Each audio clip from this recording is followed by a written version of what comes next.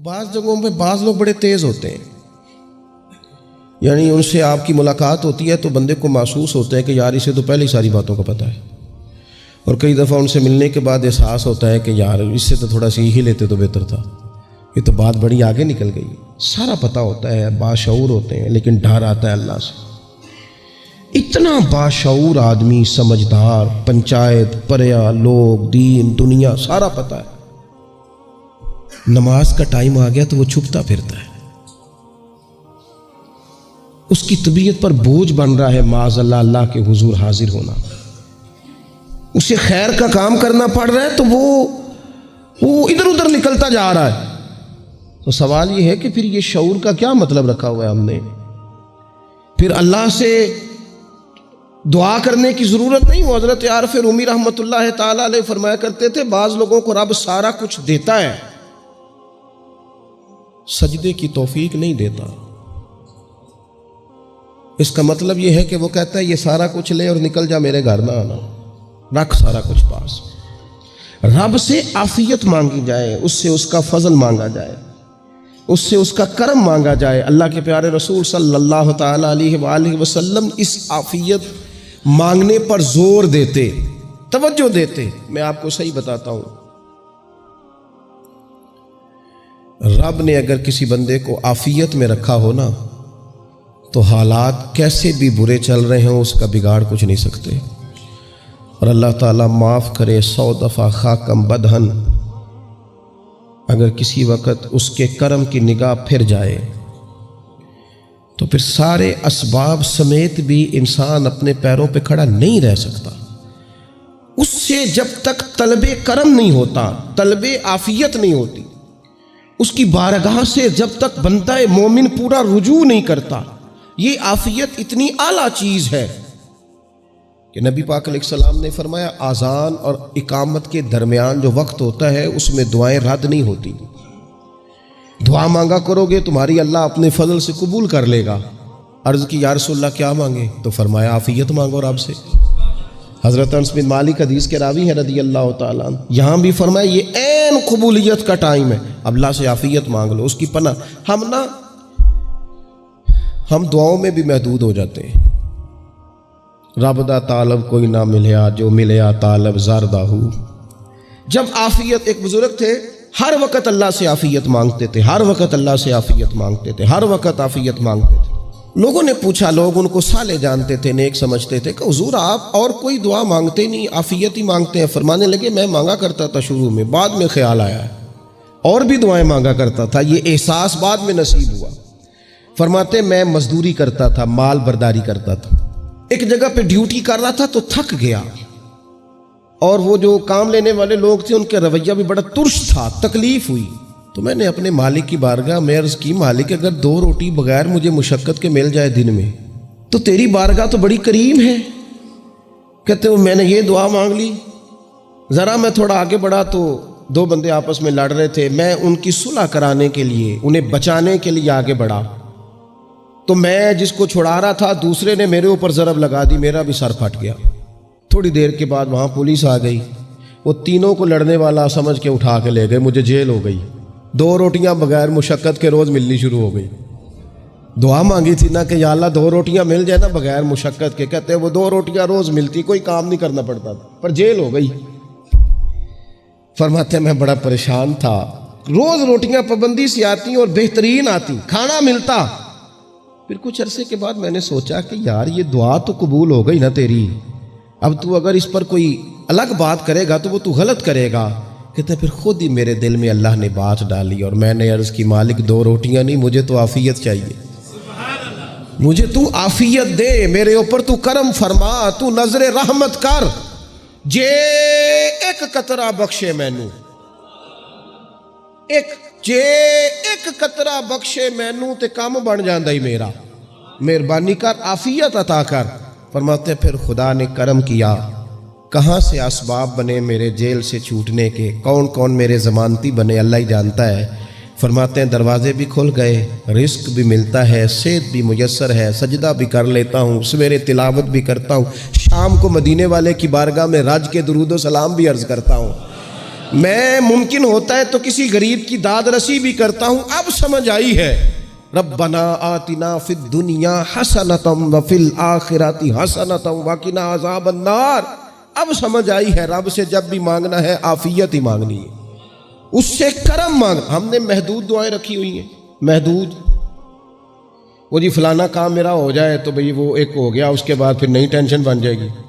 نہیں, میں جی بچوں کی شادی کر لوں جی پھر میں فارغ ہوں.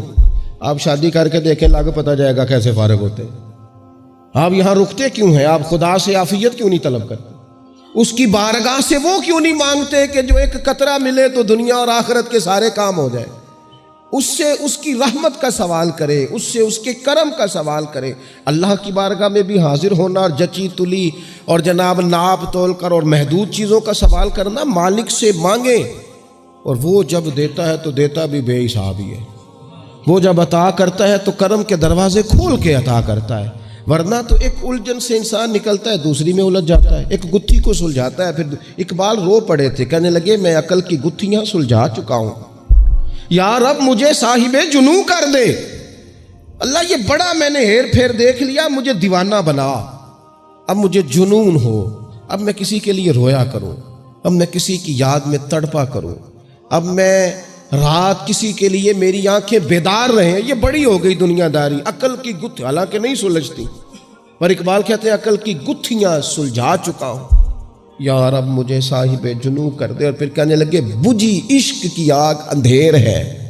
اب یہ مسلمان نہیں, یہ خاک کا ڈھیر ہے, تو مٹی بن کے رہ گیا. کیا کہاں اپنی ساری توجہات کا قبلہ کس چیز کو میرے عزیزو؟ اللہ سے عافیت. نبی پاک علیہ الصلوۃ والسلام نے ایک شخص سے پوچھا کیا دعا مانگ رہے ہو؟ تو اس نے کہا یا رسول اللہ میں اللہ کی بارگاہ میں صبر کا سوال کر رہا ہوں. تو حضور فرمانے لگے صبر تو مصیبت پر ہوتا ہے. یا رسول اللہ پھر کیا مانگوں؟ آپ ان جملوں اور لفظوں کی گہرائی کو سمجھیں. صبر کے لیے تو پہلے مصیبت آئے گی, پھر صبر آئے گا. تو یا رسول اللہ کیا مانگوں؟ فرمایا تو رب سے عافیت مانگ. مانا کیا ہے؟ مصیبت آئے کیوں؟ اللہ تجھے اپنی حفاظت کے حصار میں لے لے. وہ وقت ہی کیوں آئے کہ جب تیری طبیعت الجھ جائے, جب تو پریشان ہو جائے, جب تو تو اللہ سے عافیت مانگنا. جب تو عافیت مانگے گا تو اگر کبھی مشکل آئے گی بھی نا, تو خدا پھر اپنے فضل سے مشکل سے نکلنے میں رستہ بھی بڑی جلدی عطا فرمائے گا اور تیرے اوپر فضل فرمائے گا. اگر عافیت, ہارون رشید نا اپنے محل کی چھت پہ ٹہل رہا تھا, سب سے اوپر والے چوارے پر, نیچے سے حضرت بہلول دانا گزر رہے تھے, اوپر اس کے ساتھ سپاہی بھی تھے, گن مین بھی تھے. اس نے کہا یہ بابا تو ذرا اوپر اٹھاؤ.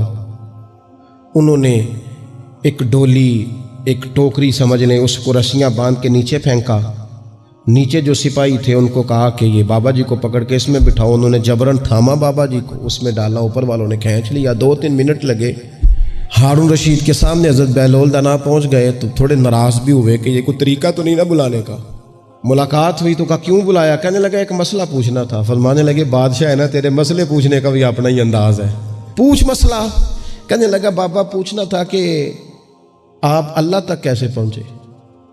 حضرت بہلول دانا چپ کر گئے. 2-4 منٹ کے بعد کہنے لگے جس طرح ابھی زمین سے تیرے تک نہیں پہنچا, بالکل اسی طرح ہی پہنچ گیا ہوں رب کریم کی بارگاہ تک. اور وہ بھی جو اس نے کرم فرمایا ہے, ورنہ میں تو نہیں سمجھتا کہ میں پہنچ گیا, وہ بھی اگر تیری خوش گمانی ہے. ہارون رشید کہنے لگا مجھے سمجھ نہیں آئی. فرمانے لگے تو بادشاہ جو ہے اتنی جلدی کیسے سمجھ میں آئے گی تجھے بات؟ فرمانے لگے اگر میں تجھ سے ملنا چاہتا نا تو میں ایک درخواست لکھتا, پھر کسی وزیر سے سفارشی سائن کراتا, پھر وہ جمع کراتا, پھر مجھے ٹائم ملتا کہ فلاں دن فلاں تاریخ فلاں ٹائم آ جانا, پھر آ کے میں لائن میں لگتا. پھر بھی تو بادشاہ ہے, تیرا موڈ بنتا ملنے کا کہ نہ بنتا. جب میں چاہتا تو پتہ نہیں کتنا ٹائم لگ جاتا, جب تو نے چاہا ہے نا تو 1 منٹ بھی نہیں لگا. فرمانے لگے میں نے دعویٰ ہی نہیں کیا کہ میں جد و جہد کر کے پہنچوں گا, میں نے تو رب کی بارگاہ میں عاجزی کی ہے, پھر رب نے ہی کرم فرمایا ہے, اسی نے مہربانی کی ہے. مانا کہ محبت کے سفر میں ہر گام پہ 100 مشکل ہے, لیکن یہ سفر آسان بھی ہے. اگر ساتھ تمہارا ہو جائے, اس کے کرم کا ساتھ رہا ہے, اس سے عافیت مانگی ہے, اپنے آپ کو اس کے سپرد کیا ہے تو اس نے کرم کر دیا. جب تک یہ مزاج نہیں ہم بناتے کہ مالک سے عافیت کا سوال کریں, اپنے آپ کو اپنے رب کے حوالے کر دیں، اس کی رحمتوں کے سپرد کر دیں، اتنی دیر تک زندگی میں ٹھہراؤ نہیں آتا، قرار نہیں آتا۔ مشکات میں موجود ہے، اللہ کے پیارے رسول صلی اللہ تعالیٰ علیہ وسلم تیمارداری کے لیے گئے تو صحابہ کرام فرماتے ہیں وہ بندہ نا اتنا پتلا نحیف اور لاغر ہو گیا تھا جس طرح چڑیا کا بچہ ہوتا ہے، کمزوری ضعف طاری تھا۔ تو محبوب کریم نے اسے دیکھا تو بڑے کریمانہ انداز میں کریم فرمانے لگے، تو کوئی دعا نہیں مانگتا، تو عافیت نہیں مانگتا اللہ سے؟ عرض کی یا رسول اللہ صلی اللہ تعالیٰ علیہ وسلم، میں نے اپنے رب کی بارگاہ میں عرض کی ہے مالک قیامت کا عذاب بڑا سخت ہے، میں نہیں برداشت کر سکتا، تو نے اگر مجھے کوئی سزا دینی ہے تو یہیں دے لے، قیامت کو نہ دینا۔